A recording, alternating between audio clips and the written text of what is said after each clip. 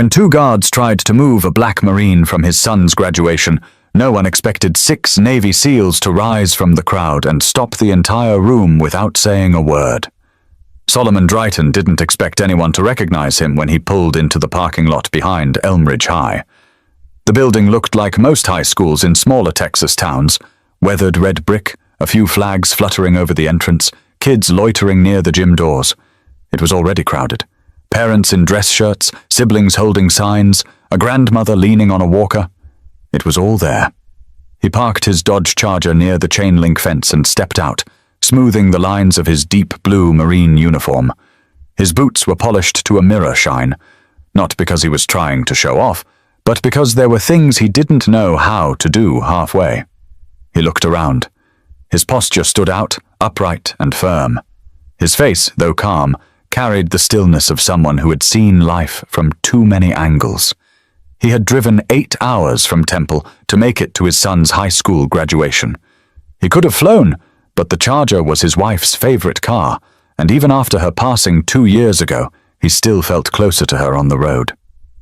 Solomon opened the car door and pulled out a small photograph from the glove compartment. It was old and worn, with a slight tear in the corner, his wife holding Tyron when he was just a baby. He slipped it into the inside pocket of his jacket. "I promised you," he said softly. "I wouldn't miss it." The walk to the entrance was slow and intentional. Every step carried meaning. His chest filled with something he didn't have a name for, but it lived somewhere between pride and ache. Inside, the gym was packed. Metal chairs filled the floor, bleachers already overflowing. The air smelled faintly of concession popcorn and floor wax. It was noisy, chaotic, alive. Solomon showed his printed ticket to a volunteer near the door, a short man with a clipboard and headset. The man squinted at it, nodded quickly, and pointed toward the 3rd row on the left side. "You're good to go. Family seating, up front." "Appreciate it," Solomon said, his voice steady. He made his way to the row, catching glimpses of other families as he passed. Some folks looked at him, did a double take at the uniform, then turned away like they hadn't. One woman gave him a small smile, then whispered something to the man beside her. Solomon didn't react. He'd been black, tall, and in uniform for a long time. He knew what some looks meant and what others didn't. He found his seat and sat down. The chair was plastic, slightly wobbly. He adjusted it without complaint. In front of him, the stage was set. Banners hung across the gym wall, Class of 2024 in big silver letters. A few school board members stood near the podium, checking notes. Solomon glanced at the rows of students lined up at the far end of the gym. Tyron was somewhere in the middle, tall, lanky, with his mother's eyes. 18 years gone just like that. He remembered holding him the night he was born, still in uniform, dirt still under his fingernails. He'd flown in from Okinawa with only 4 days leave, and now, here they were. He sat still, barely blinking, soaking in the moment. Behind him, people continued filing in. Chairs scraped, programs rustled, someone laughed too loud. A man dropped his coffee and muttered under his breath. None of it touched Solomon. His world was narrowed to the stage, the rows of young faces and the weight of the photo against his chest. Then the music started. Pomp and circumstance. And the crowd rose to their feet. A few students looked nervous, others beamed. Solomon stood too, shoulders squared, arms at his sides. The national anthem followed. Everyone placed hands over hearts. Solomon didn't move. He didn't need to. His whole presence was a salute. He thought of his wife again, how she would have cried through the whole ceremony, how she would have fixed Tyron's tie 3 times before letting him leave the house. His eyes stayed forward. But as the last note of the anthem faded, 2 uniformed men began walking down the side aisle, and they were heading straight for him. The 2 security guards moved with purpose. They weren't police. Their badges read Harlan Security Services, and their uniforms were standard. Black polo shirts tucked into cargo pants, earpieces, radios on their belts. Neither of them looked older than 30. One was short and wide-shouldered, with a shaved head and a tight expression. The other was taller, lanky, and chewing gum like he had somewhere better to be. Solomon noticed them right away, but didn't flinch. His training taught him long ago that stillness was often more commanding than movement. He kept his eyes forward, his hands resting loosely on his thighs. The shorter guard stopped beside him and leaned down just enough to be heard. "Excuse me, sir," he said in a low voice. "We're gonna need you to come with us." Solomon slowly turned his head. "Is there a problem?" The tall one stepped forward. "Yeah, this section's for families of graduating seniors." Solomon blinked, then reached into his coat pocket and pulled out the same printed ticket he'd shown at the door. "This is my seat. 3rd row, left side. Family seating." "Confirmed." The shorter guard didn't even look at the ticket. "We got told it's full." Solomon didn't move. "It was full when I sat down too. You want to tell me who gave that order?" The tall guard shifted uncomfortably. He wasn't expecting a calm, clear voice. "Look, it's not a big deal. There's some extra seats in the back. Let's not make this anything it doesn't have to be." Solomon's eyes narrowed slightly. Not with anger, just quiet calculation. "I drove 8 hours to watch my son walk across that stage. I'll be sitting right here." A few heads had started turning. A woman 2 rows over nudged her husband and nodded toward them. Someone in the bleachers tilted their phone slightly, maybe recording. The short guard straightened up and looked around. "Sir, I'm going to ask one more time." "You can ask all day," Solomon said, his voice lower now, firmer. "I'm not moving." The tall one sucked his teeth. "Maybe you'd be more comfortable in the back. That's all we're saying." And there it was. Solomon looked at him fully now. That phrase wasn't about logistics. It wasn't about policy. It was about something older, something quieter, something that had followed him all his life in boardrooms, waiting rooms, front porches, and even the base cafeteria, just behind a smile, just under a whisper. He didn't respond. The air shifted around them, the way it does when people start sensing a line has been crossed. The short guard noticed it too. He adjusted the radio on his hip and muttered something into the mic, never breaking eye contact. Solomon stayed seated, staring forward like the conversation had ended, because for him, it had. A woman seated beside him, older and pale-skinned, leaned slightly toward him and whispered, "Don't you let them move you." He nodded once, acknowledging her but saying nothing. He didn't want to make a scene. He wanted to watch his son graduate like any other father, but the guards weren't finished. The tall one lowered his voice again. "Look, you got a problem. Take it up with the school office. We got our orders." Solomon turned his head toward him once more. "You have a name, son?" The guard blinked. "It's Officer Malley." "Not officer," Solomon replied. "You're private security." The other one stepped in. "All right, that's enough. If you don't stand up—" He didn't finish the sentence, because that's when the gym door at the far end clicked open, and 6 men walked in.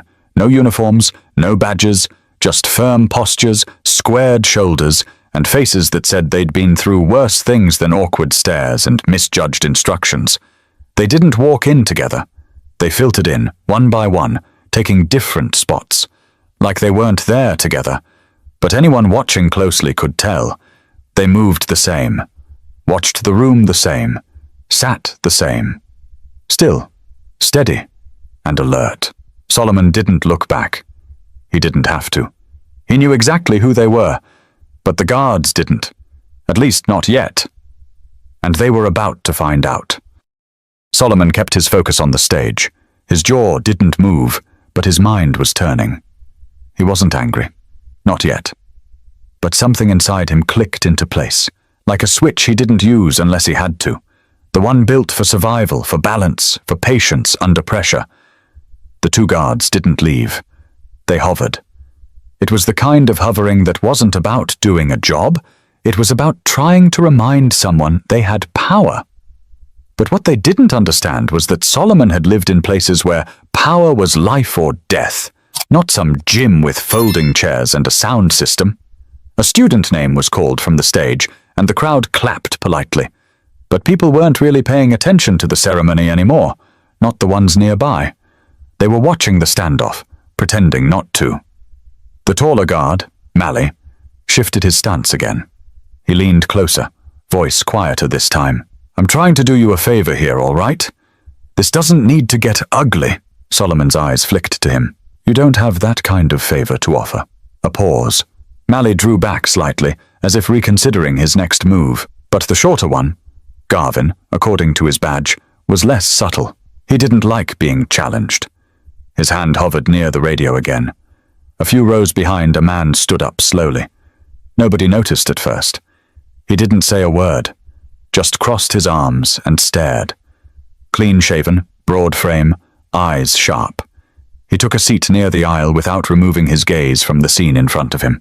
A second man stood up on the opposite side of the gym. Same posture, calm, intentional. Then a third. They didn't speak. They didn't need to. Solomon knew them all. He didn't turn to look because his instincts didn't require confirmation. He had led these men through mud, gunfire, and silence darker than most people could imagine. Garvin leaned down again, this time with something in his voice that wasn't there before. Listen, man, you're making this into a situation. Solomon turned his head, slowly and deliberately. And you're not listening. Garvin's hand twitched toward the radio again, but before he could say a word, a voice broke the tension from 10 feet away. Is there a reason this man's being bothered? It was clear. Calm. Controlled. The kind of voice that doesn't rise to get attention. It drops just enough to make everyone else stop talking. It came from a man standing in the center aisle. Tall, salt and pepper beard, fitted black coat over a grey shirt. His name was Creed Marston. He was the one Solomon had pulled from the wreckage in Kandahar, dragging him across 200 yards of sand while bullets rained down like gravel. Garvin looked up, caught off guard.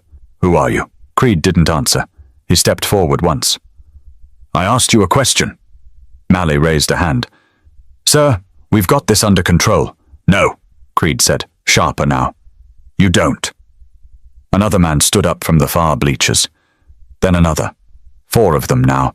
Solomon remained seated, still quiet. The entire left side of the gym was now watching openly. A boy pointed. A teacher tried to wave attention back to the stage, but nobody was looking at the diplomas anymore. Creed took one more step forward. You're embarrassing yourselves, and you're one breath away from making this worse. Garvin glanced at Mally, who looked less confident by the second. It was clear now. They hadn't expected backup. Especially not backup like this. I don't care what your orders were, Creed said. You don't put your hands on that man. You don't tell him to move. You don't ask again. The silence in the gym felt tight. The kind that didn't come from fear, but respect. A quiet respect that started to swell as more people realized what was happening. Solomon finally looked up at Creed and gave the smallest nod. Not a thank you.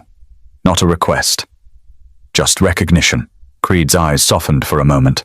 Then he stepped back and took his seat again, arms folded. But the tension hadn't left the air. Not yet. And the people watching were waiting to see what the guards would do next. The gym faded. The stage, the banners, the faces, all blurred into the background of Solomon's mind. His eyes were still open, but his memory yanked him backward. 15 years ago, Afghanistan. It was late afternoon in Kandahar province. The sun didn't set gently there. It crashed down like a hammer, turning the sand to rust and the air to steel. Solomon, a gunnery sergeant back then, had just finished briefing his unit when everything went sideways. A roadside IED blew under their convoy, flipping the lead Humvee like a toy. Dirt and metal rained down before anyone could scream. Then came the gunfire. Not scattered. Coordinated. Solomon didn't think. He moved. He ducked behind what was left of a door frame, surveying the chaos. Smoke clouded the edge of the valley, but he saw 6 men down, trapped behind the burning wreckage of a second vehicle. Most were pinned. One was already trying to crawl forward, dragging another by the vest. That was Creed Marston. He had just 3 months in country and a bullet through his thigh. Solomon bolted. No hesitation, no radio call. He ran through open ground, dodging bursts of gunfire, sliding into cover behind a blown axle. Creed looked up, blood on his temple, gasping. You're bleeding, Solomon had said. You noticed? Creed coughed. Solomon grabbed the straps of the downed soldier beside him, Enrique Soto, and began pulling. Creed pushed from behind, wincing with every inch. "Where's Divas?" Solomon shouted. Creed pointed weakly. "Left side, under the hood." That's when Solomon saw him. A young SEAL pinned under part of the engine block, leg trapped. He was yelling for help, but too far gone to move. Without pausing, Solomon told Creed, "You keep low and move when I move." Creed nodded. That's when he really started to understand what leadership looked like. Solomon sprinted across again. His foot hit gravel, then bone, but he didn't stop. He slid to Divas, crouched low, and gripped the edge of the mangled hood with both hands. It wouldn't budge. "Gunny, don't!" Divas shouted. I'm good. You're not staying here." Solomon braced one foot, dug deep, and lifted. His shoulders strained, his ribs ached. The metal groaned, but it rose, just enough for Divas to yank his leg free. They fell back together, crawling toward the ridgeline. Gunfire cracked overhead. Creed returned with Soto limping on his good leg. Two others followed. Lim and Horton, faces blackened with ash, rifles at the ready. When the firing stopped, there were no cheers, no victory speech, just silence and breathing. All 6 of them were alive. Solomon was the last to check out. He stayed on rear watch until the dust settled and the medevac arrived. He didn't speak for a long time after that.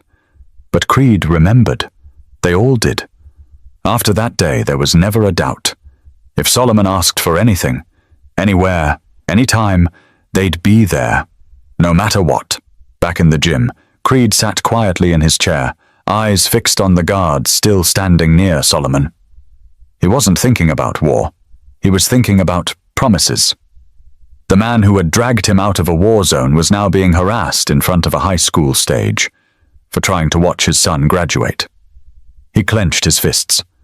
Another SEAL, Javier Meeks, walked in and sat 4 rows back. Then Zachary Wells found a spot along the right side bleachers. They didn't speak. They didn't need to. Solomon glanced toward the back of the gym now, just briefly. His eyes met Meeks. That was enough. But the guards didn't understand what those looks meant. Not yet. And the moment they made the next move, they'd learn real fast. The ceremony pressed on, at least on the surface. Names were still being called. Families clapped, some too loudly, trying to cover up the tension that now thickened the air. But the attention had shifted. Eyes that had once been glued to the stage now kept drifting toward the 3rd row on the left, where Solomon Drayton sat like a statue, and 2 guards stood like they didn't know what to do next. Garvin glanced toward the front where a school official tried to get his attention. The woman looked nervous, mouthing something and gesturing subtly toward the guards. But Garvin shook his head. He wasn't ready to walk away. He'd started something, and his ego didn't know how to back down. Malley shifted his weight again, his jaw working harder now on the gum, clearly uncomfortable. But he hadn't walked away either. "Sir," Garvin said again, this time louder. "This is your last warning." Solomon didn't move. "To do what exactly?" Garvin stepped forward, leaning in so close his belt brushed Solomon's knee. "To stop making a scene. We don't want any trouble. Just move to the back." Solomon turned his head and looked him dead in the eye. "You're the only one causing trouble." Garvin's nostrils flared. That's when it slipped. "You think wearing that uniform makes you better than everybody else? This is a high school, man, not your base." A hush fell across the rows around them. A little girl stopped squirming in her seat. A dad with a camera froze mid-zoom. Even Malley took a half step back, like the words had landed heavier than he expected. Solomon didn't blink. He took a breath, not to calm himself, but to stay grounded. "You need to walk away." Garvin didn't. Instead, his hand dropped to the front of his belt, not on a weapon, but near enough to feel threatening. And that's when Creed stood up. He didn't yell. He didn't posture. He just stepped into the aisle, slow and focused, like the conversation had become his business now. The gym wasn't dead silent, but close. Creed's voice was clear. "If you touch him, you'll answer to me." Garvin turned his head. "And who the hell are you?" Creed took another step forward. "The man who's telling you this ends right now." One of the school board members noticed what was happening and whispered something to the principal. An assistant principal got up and started moving toward the back of the gym, probably calling someone on the walkie clipped to her side. The school staff was finally realizing this wasn't going to die down quietly. More SEALs rose from their seats, spread across the room. No formation, no spoken cue, just a unified instinct that kicked in all at once. By now, all 6 were standing. Garvin looked around, realizing they weren't just dealing with some angry parent. Something was different. These men didn't fidget. They didn't shift from foot to foot. Their presence filled the space like pressure before a storm. Creed took a step closer. You've got 2 choices. Walk away now, or watch this go somewhere you don't want it to go. Mally's voice finally cracked through. Let's just back off, man. But Garvin still hesitated. Solomon spoke again, not to Garvin, but to Creed. Don't waste your breath. He already made his decision. Creed didn't smile. He just lowered his voice one last time. Don't mistake silence for weakness. Finally, Garvin stepped back. Not much, but enough. His hand dropped away from his belt. His face burned, but he was outnumbered and outclassed. The principal appeared near the aisle, whispering quickly to the guards. Whatever she said was quiet, but firm enough to send them both walking toward the back exit. They didn't look at anyone on their way out. Solomon exhaled, slow and steady. Creed sat back down without a word. All 6 SEALs remained standing. But the moment still hung in the air, and Tyron Drayton was watching everything from the lineup of students, his hands clenched at his sides. Tyron Drayton was near the center of the graduating class, standing in line between a girl with bright braids and a boy whose gown kept slipping off his shoulders. They were trying to focus on the ceremony, laughing nervously and checking their name cards like the world was normal. But Tyron's world wasn't. He had seen the 2 guards walking toward his father from the minute the anthem ended. At first he thought maybe it was just routine. Maybe they were helping someone find a seat. But something in his chest told him different. Then he saw the way his dad sat. So still, so composed, but locked in. He'd seen that look before. The same one he'd caught when he was 12 and came home crying because someone at school had said something they shouldn't have. His dad didn't raise his voice then either. He just sat with that same expression, like steel that refused to bend. Tyron kept his eyes on the scene as best he could. From his place in line, he couldn't hear what was said, but the body language told him enough. He saw the guards standing too close, saw his father calmly staying seated, and then he saw a man stand up, a tall guy in a dark coat. And somehow Tyron knew. That wasn't just a parent. That man knew his father. The way he moved,